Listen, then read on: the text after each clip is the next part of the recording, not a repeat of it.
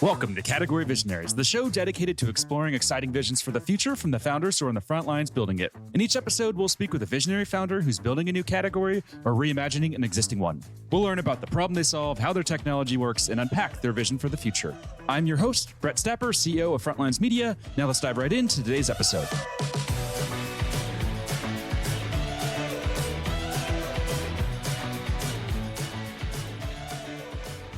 Hey everyone, and thank you for listening. Today I'm speaking with Ben Sesser, CEO and founder of BrightHire, an interview intelligence platform that's raised $36 million in funding. Ben, thanks for chatting with me today. Oh, thank you for having me. Yeah, no problem. So before we begin talking about what you're building, could we just start with a quick summary of who you are and a bit more about your background? Yeah, absolutely. So I'm Ben. I'm the co-founder and CEO of BrightHire. We're a venture-backed SaaS company built to make hiring better, more effective, fast, and fair. And before building BrightHire, I've been in growth stage tech companies as an operator for the last dozen years or so. But my roots were in the HR and talent space where BrightHire operates. So I started my career at a publicly traded company that was a research advisory firm with a lot of focus on the HR space. And I was doing corporate development and strategy there. So M&A partnerships and that sort of thing. And I actually majored in labor relations. So was one of the few people that went to school related to HR that carried it through for their career. And what was it about HR that drew you in early on in your career? It's a good question. I think actually my earliest interest was really around kind of like education empowerment. So my entree into the world of HR was through careers being a vehicle for economic empowerment for individuals. And so education's a part of that. The career you land is part of that. And so that was an area of interest of mine going back to undergrad and something that I felt really passionate about. And beyond education, started to think about just how important the decisions that one is able to make and does make around their careers and what they're going to do for a living is for their life, right? Their family and their personal success in life, and how to bring more order into that, how to bring more equity into that was something that was very top of mind. Nice. Makes a lot of sense and super interesting. Now, two questions that we like to ask just to better understand what makes you tick as a founder and entrepreneur. First one, what CEO do you admire the most, and what do you admire about them? This is a pretty hard question. I honestly wouldn't say that there's like a single founder that I idolize or look up to. I think I've certainly been inspired by a lot of famous entrepreneurs and their stories. So, I love Shoe Dog about Phil Knight and draw things from that. But a lot of the entrepreneurs that I look up to, I know personally, and I say I draw inspiration from like very specific traits that they have, be it their energy, their empathy. Some entrepreneurs are very risk-taking. Some of them have incredible analytical abilities to break down problems. And so, I, in general, try to spend time around other founders, unique role, and I'm inspired by, primarily their resilience. It takes a lot of resilience to be a builder and to go through ups and downs. And that's something that, I will always respect anyone who's kind of put themselves in the arena and tried to build. So it doesn't necessarily need to be someone who's famous or successful, because I think there's a little bit of survivorship bias around some of those. Now, of course, there's like repeat entrepreneurs that have built businesses over and over again. And I always find that to be, astonishing because there's so much timing and luck involved. But I draw a lot of inspiration from people that I know personally, and I try to spend some time with. Nice. Love that. And you mentioned Shoe Dog there. Are you aware that there's a movie? I just found out there's a Nike movie coming out soon. Yeah, I just saw that. Somebody famous, is it like a Ben Affleck movie, or I can't remember exactly who's in it, but yeah, I did see that, and I'm definitely excited to check it out. And I think a lot of entrepreneurial stories, there's always a lot of crazy twists and turns, and that one's certainly no different. And so definitely a book worth picking up if you're looking for something to read about and learn about a CEO and a business builder. Yeah, absolutely. And what about other books? Are there any other books that have had a major impact on you? And this can be, one of the classic business books, or just a book that really influenced how you personally view the world and how you interact with people and all of that. Yeah, it's another good question. So there's definitely, again, kind of similar answer. There's not like a single business book that, is my sort of Bible for entrepreneurship. It's not like I open The Art of War every night, but I definitely, I was influenced by ideas from the Lean Startup the first time I read it, way back when, and how you approach kind of hypothesis-driven business building. I was inspired by ideas in sort of 0 to 1 and others. But honestly, from an entrepreneurship perspective, I think the book that I was most inspired by is actually not a business book. It's Endurance. So it's the story of Ernest Shackleton's voyage to Antarctica. And I think I started reading that right around the time we started building BrightHire. And it's just one of those stories that's almost so unbelievable. You can't imagine that it's true. And again, a lot of startups is about enduring and moving forward and finding a way. And that book is, if you haven't read it, very, very inspirational in that regard. It's one of the most amazing stories that you'll ever read. Yeah, I read that, and it was like one of my nighttime books. So I try to read books to try to somewhat put myself to bed or distract my brain. And I read that, and then I finished it, and then they found the boat or the ship the next week. I'm like, wow, this is crazy. I was so excited. I can't believe they found it. I know, it's pretty amazing. Do you have any other adventure books like that you like? Yeah, I went on so after I read that one, I went on a kick and read some others. There's a book called River of Doubt, which is about Teddy Roosevelt in South America, kind of traversing the rivers in Brazil, an incredibly dangerous voyage. He actually almost died in that. And so that one was pretty amazing. I read a story about Meriwether, Lewis and Clark and their voyage across the country. So I went on a kick after the Shackleton book and read a bunch of those types of stories, all of which were fantastic and inspiring and, gives you a little bit more mojo to the work that you're doing every day. Nice. Yeah, we'll have to exchange notes on that because I had a very similar journey and I haven't heard those, but I'm really fantastic. Yeah, definitely recommend River of Doubt. It's a good one. Yeah, nice. I'll check it out. Yeah, it's refreshing, I think, to get outside of the traditional business books. I feel like at some point they're all just kind of saying the same thing. But when you read books like Endurance, I think you learn a lot of valuable business lessons and just life lessons and just life motivation that's outside of business, but it seems to apply, I think, in a lot of cases as well. Totally agree. All right. Well, let's dive deep now into BrightHire. So can you tell us about the origin story behind the company? Yeah. As I mentioned a few minutes ago, so my connection to and passion for the people side of business goes pretty far back. And kind of studied it as a strategist and at a research advisory firm, and then had the opportunity to see kind of firsthand how important people are to the success of businesses, at a few different scaling companies that I was at, where, you could just point to individual people and see, that person is one of the big reasons that we're successful. And if they weren't here, we would have a different outcome. And so it's kind of a firsthand reminder of that. And at the same time, in a few of those roles, I was wearing sort of an operational and a finance hat, right? So people are also our single biggest investment. So they're driving every outcome. They're the number one reason for our success or failure. And it's the number one investment we're making on the one hand. And on the other hand, I felt like there was a big disconnect between the importance. If your team is the most important ingredient for your success and hiring is how you build your team, then hiring is, among the most important activities that you do as a business. But the way it's done day to day doesn't necessarily reflect that at all times, particularly relative to the way that we treat other really important processes in our business, like go-to-market and product development, in terms of the rigor, the discipline, the data, the kind of the constant attention and focus. And so that was kind of the context for BrightHire, seeing that, at the heart of the hiring process is a series of conversations and decisions that drive every outcome. And those conversations and decisions, are our black box and kind of random. And it felt like in the future, if people are still really important to the success of every organization, which we firmly believe, there had to be a smarter, better way to do that. And so interviews was a great place to focus in hiring decisions because they're at the heart of the process, right? And so if you're going to solve the most important, potentially one of the most important processes that's going to set the stage for your success, go right to the heart of it. That's kind of most broken. And that's kind of where we focus our attention.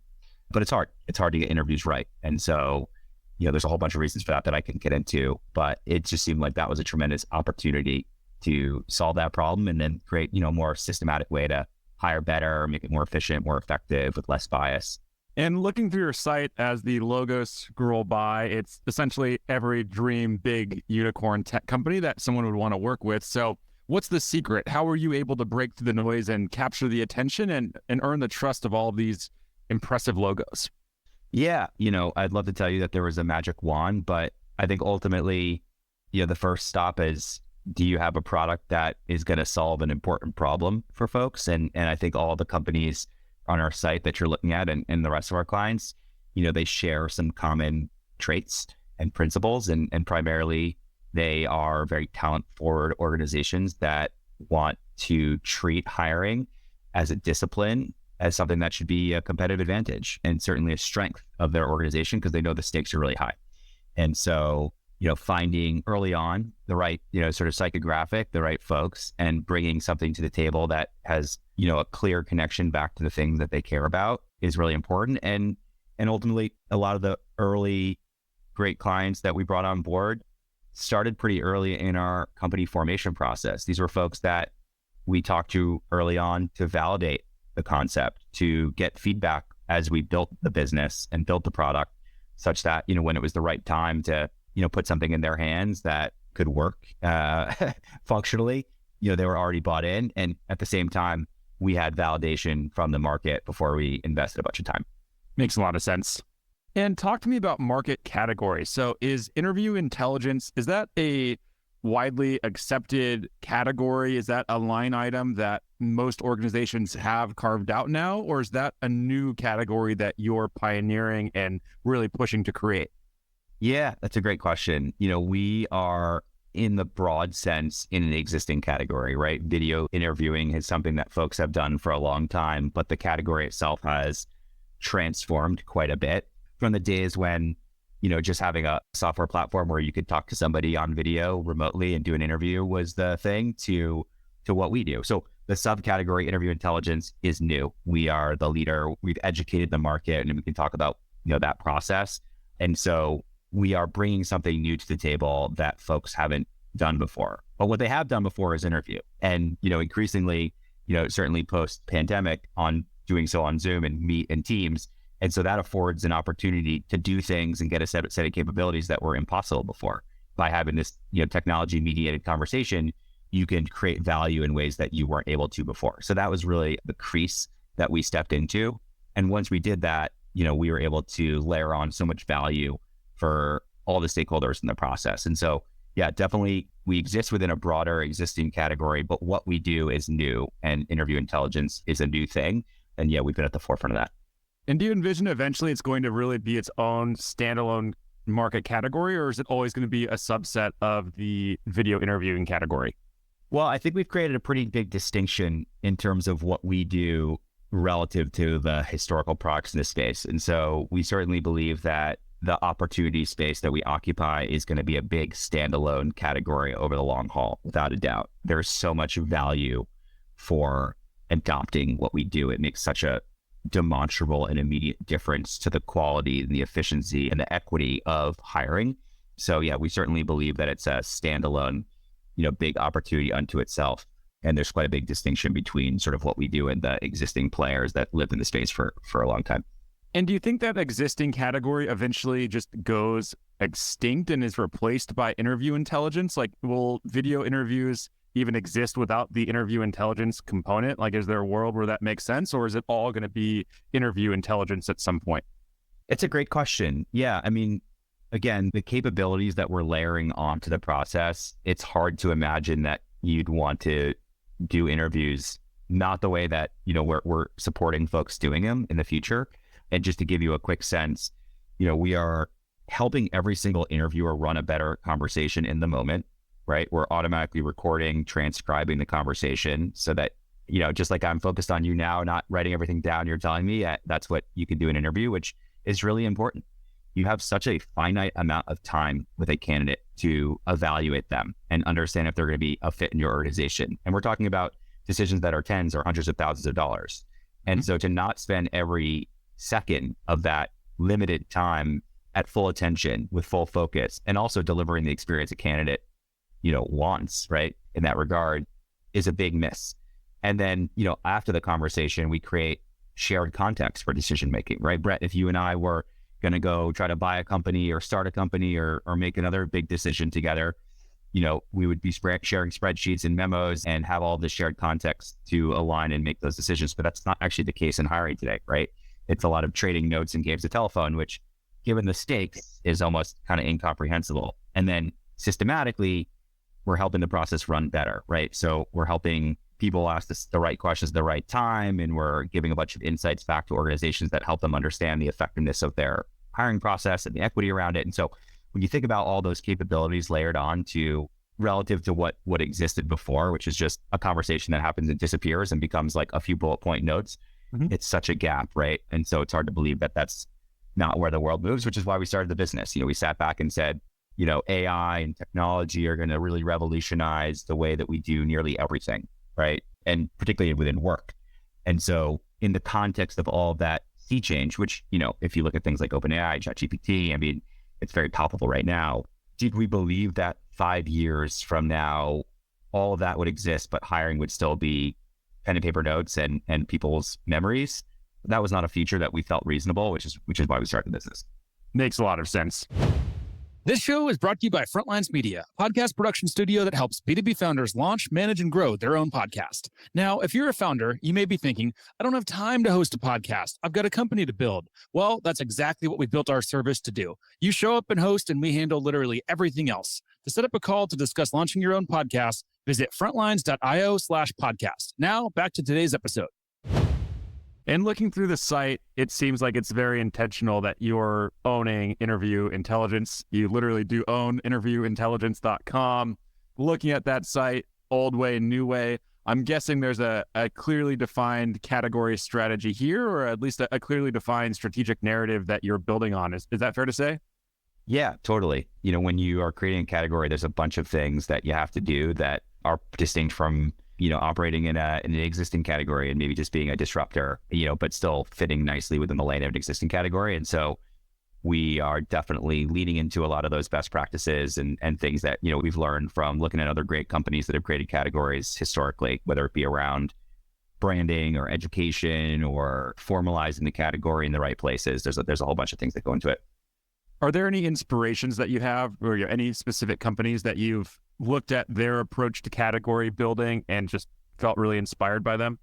That's a great question.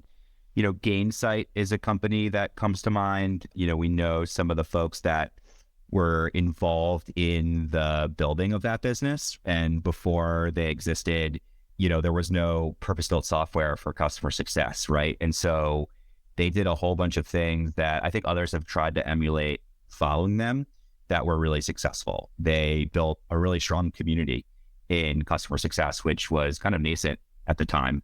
They did a tremendous amount of education and content development around best practices to codify what great looks like in customer success and create thought leadership. And so they just did a bunch of things that I think others that tried to emulate later that proved to be really, really important to establish a whole new category in software and to build a brand that, wasn't just associated with a solution, but was associated with a movement.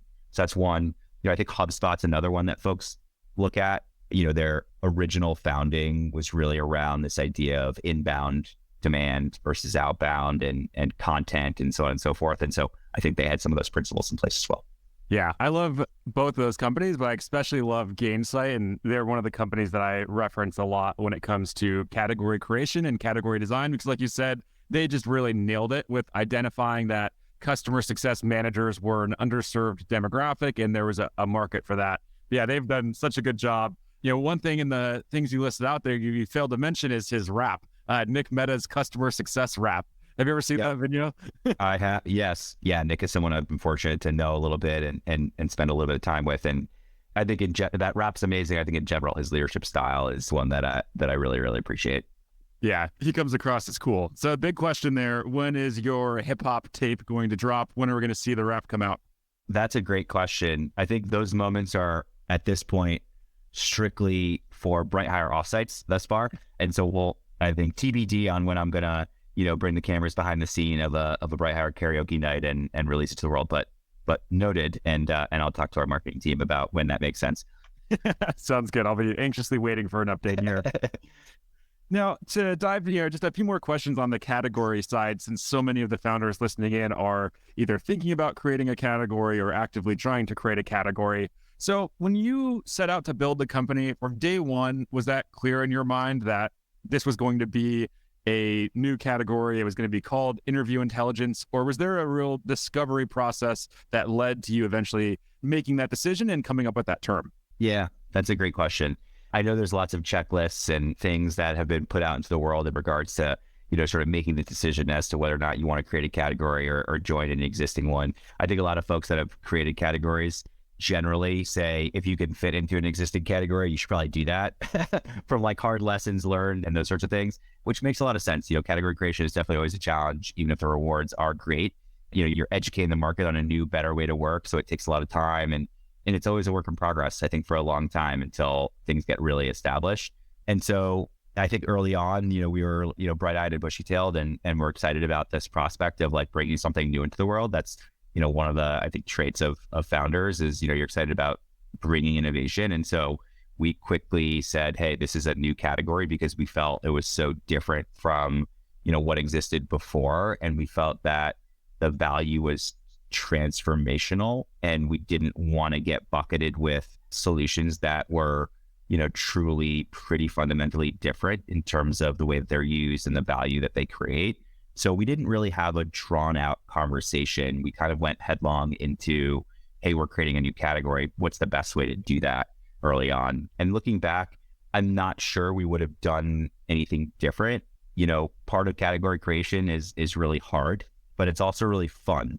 You feel like a little bit swashbuckling, like you're imposing a change on the world and things are not going to be the way they were before. And I think that that's something that, our team draws, fun and inspiration from on a regular basis because we see the impact. And early on, did you have any pushback from either investors or what a lot of founders tell me is the sales team, where they have the sales team saying that, it's very hard to sell a new category. It's much easier to sell into an existing category. Did you have any pushback like that from either sales, investors, or anyone else early on? Or was everyone bought into this idea of a new category from the early days? Yeah, I think we were all bought in. When you're at the juncture when we're having a conversation about, whether we should create a category or join an existing one, the sellers are myself and my co-founder, so it's not, there wasn't a big sales team to sort of push back on the notion. We would be the pushback. Evidently we didn't. So that wasn't really part of the equation. And I think among our investors, yeah, it wasn't really a big point of contention. I think everyone felt like this is a new and different enough way to do things that it really didn't make sense for us to kind of talk about it in the context of the historical category, in particular, because, the companies that we were selling to out of the gate weren't using existing like video interviewing technology, which had been really the purview of large enterprises. The companies that we were talking to use the phone and, Zoom and Google Meet. So yeah, it wasn't really a big debate among the team. Makes a lot of sense. Now let's talk about go-to-market challenges. So I'm sure at some point you've experienced a couple of challenges along this journey. So if we had to pick one major go-to-market challenge that you experienced and overcame, what's that challenge and how'd you overcome it? Yeah, it's a good question. I think the category creation is honestly probably what I would point to. Again, there's a lot of education involved and that just adds a new factor in your marketing. It adds a new factor in how you manage a sales process and what the conversations look like, how advisory you need to be versus sort of more transactional, right? If we are bringing a slightly different, newer version of something that people are already using today with existing budget, we would be having much more of a features, functionality, and pricing conversation. It would be about, do you want to continue to use the product that you're using or do you want to, use our product, which has these differentiated benefits relative to that product? But for us, there's a lot more discovery and then there's a lot more conversation that we have where we're connecting the value our product delivers back to pain. And to some extent, it's best learned through experience. And so early on, you have just true believers are your customers that get it right away. And then there's honestly a bunch of folks that don't get it. And, that's okay. Not everyone's going to get it right away. I think the important thing in terms of how we tackled it is you have to have raving customers because there's no validation for a new category that, no amount of marketing is going to create a category. What's going to create a category is extremely happy customers telling their peers how great something is and more people adopting it such that it hits, a tipping point and goes to that sort of classic adoption curve. And so, category creation again is not, for the faint of heart for those reasons. And the only way to be successful, but a critical attribute to be successful creating a category is just, you actually have to deliver a tremendous amount of value to the market, to your early customers, and magnify their successes to validate why other folks should spend their time and attention investing in what you do. And did you have to train your brain to really buy into this idea of making long-term investments? That's one of the other things that I've heard from a lot of category defining founders is it's a total change in mindset. You have to really stop thinking about short-term ROI and, immediate metrics that are seeing the needle move. But how did you train yourself to do that? Was that hard for you to do, or what was that experience like? Yeah. Are you thinking about in particular from a go-to-market investment perspective? Yeah, exactly. So what I've seen is there's, marketing metrics that you want to be able to measure. And obviously everyone, wants to focus on ROI and leads and deals. But what I've seen with category creation is a lot of time you're just investing in the education to create the demand for the category term. And that's a long way from there until that's going to, generate an ROI and drive revenue for the company. So I guess the question there is, did you have to convince yourself and train your brain to be okay with playing this long-term game, or were you able to do that just right from the start? Yeah, it's a good question. I think we are kind of doing two things at once. I think we were all pretty bought into some of the investments that we would have to make to ultimately find success in category creation and trying to lean into those early on. I think really early on, some of those are really challenging to invest in because you simply don't have the resources to do so. When we got a little bit of scale, and you could have more dedicated personnel and resources to things like content and that sort of thing, I think we were all really bought into how important that would be. My co-founder spent, a fair bit of time at LinkedIn, and one of the roles that, he played there was kind of harnessing all of LinkedIn's data to tell stories that explain the value of what they did or told it very interesting stories. And so we kind of walked into this business with that being something that we were really excited about, which is we're going to capture all of this incredibly valuable data, and we'll be able to educate the market with that data and tell really interesting stories with it. And it will create this sort of long game benefit to us. And so I don't think there was a big training the brain exercise that we had to go through necessarily because we were excited about that from the get-go. But there's the realities of you have limited, resources and capital and those sorts of things early on. And so you're not necessarily able to do all of those things when you're really, really small because you simply don't have the resources. Yeah, makes sense. And I see on the site that you have a community called Shine. Can you talk to us about that community and just the overall role that community-led growth is playing in your go-to-market? Yeah. So Shine's been a community that we've had in place for maybe 18 months or maybe a little bit longer. We try to facilitate a community of folks in the talent acquisition space, even going back to when it was just myself and my co-founder sort of trying to build a bit of momentum around what we were doing and part of our research process. And we knew that community was important for category creation, from conversations with like the folks from Gainsight. But just because it's important doesn't mean there's an opportunity to build a community. A community requires people that need community, that are seeking it. And it kind of became evident almost in a surprising way over the first year, maybe year and a half of our business, that talent folks didn't have great communities to the level we would expect to just simply share best practices. And so given that we knew that community could be really beneficial for category creation, and just given that, part of what we want to do is build goodwill and give back to the TA space, because we, again, believe in the long-term benefit of that, we kind of dipped a toe in the water and started inviting folks into a community and facilitating connections around it, and found that people were immediately very drawn to it. And it was a space that people needed. And so it's grown quite a bit and been fantastic. We don't use it for commercial purposes. We don't advertise and talk about BrightHire in there. It's really a separate space for the TA professional. We do some facilitation and some best practice sharing and that sort of thing.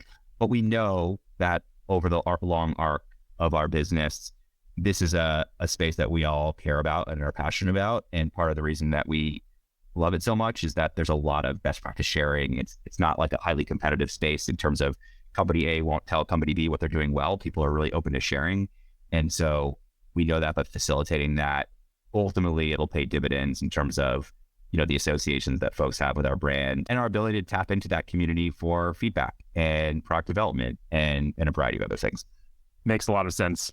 Yeah, I have to say my takeaway from this interview really is play the long game. If you're going to go down the category creation path, you have to be prepared to play the long game, and doing these types of things like building a community but not trying to commercialize it or monetize it. That's definitely a long-term strategy, and it's really fascinating and interesting to hear your perspective, and fun to hear about someone who's really doing this, not just, talking about it in theory. Yeah. Again, it's a long game. So, we'll do the V2 of this interview in 5 years, and we can talk about, how successful Shine was, and whether or not it, some of the things that we're talking about ultimately, paid all the dividends that we hoped they would pay. But, again, part of it is, particularly around things like education, community.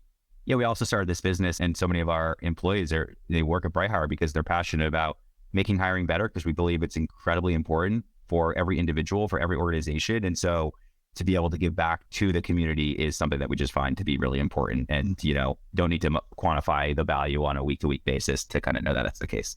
And last question here for you. Let's zoom out now into that 3-year, 5-year vision. What's the future of the company? What do you want it to look like? What do you want the impact to be on the talent acquisition community as a whole and just the industry as a whole? Yeah, it's a great question. So our mission is to give everyone the hiring experience they deserve. And so when we say everyone, we mean everyone. We mean the company, the individuals on the other side of the table who are candidates.